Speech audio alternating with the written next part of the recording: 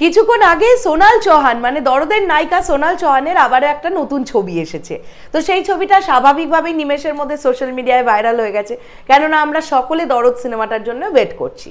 এখন বিষয়টা হচ্ছে, এই যে ছবিটা আমরা দেখলাম এর মধ্যে নতুনত্ব কি আছে? এই ছবি তো আমরা আগেও দেখেছি। যখন কিছুদিন আগে তোমরা মনে করে দেখো, সাকিব ভাইয়া এবং সোনাল চৌহানকে আমরা একসঙ্গে একটা ছবিতে দেখতে পেয়েছিলাম, এবং সেই ছবিটা আমরা ম্যাক্সিমাম সময় নয় আমি আমার ভিডিওতে কাট আউট করে ইউজ করি, নয় থাম্বনেলে ইউজ করা হয়।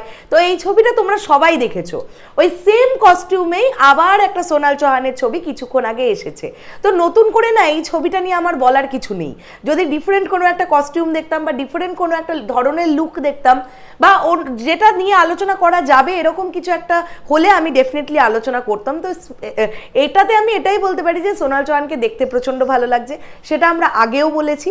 এবং এখানে আমরা বুঝতে পারছি যে খুব সম্ভবত পেছন থেকে দেখবে বেশ কিছু রঙিন কালারের ওই যেভাবে ডেকোরেট করা হয় গানের সেট, নাচের সেটগুলোকে, ওই কিছুদিন আগে একটা রিল ভিডিও ভাইরাল হয়েছিল মনে আছে, যেখানে সাকিব ভাইয়াকে আমরা দেখতে পাচ্ছিলাম যে তিনি রিহার্সাল করছিলেন দরদের ডান্স নাম্বারটার জন্য। তো ওরই সামনের দিকে তোলা একটা ছবি, এটা সামনের কোনো একটা লোকেশনে। তো সোনাল চৌহানকে দেখতে ভালো লাগছে, বাস এটুকুই।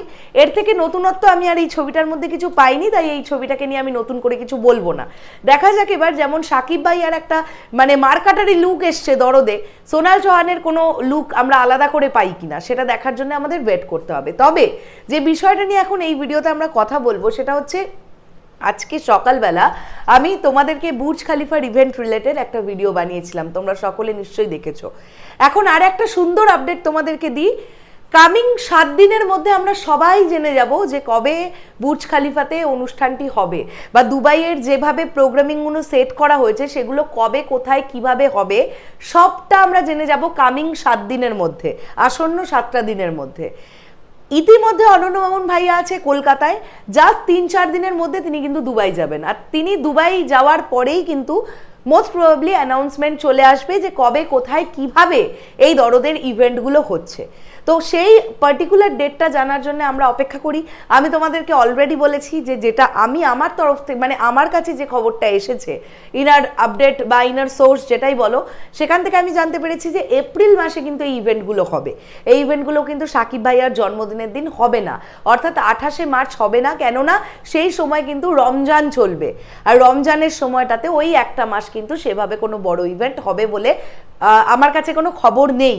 তো এবার দেখা যাক এপ্রিল মাসেই যদি হয় তাহলে সেটা কোন ডেটে হবে সেটা আমরা কামিং 7 দিনের মধ্যে অনন্য মামুন ভাইয়ার কাছ থেকেই জেনে যাব, এমনটাই আমরা আশা রাখি।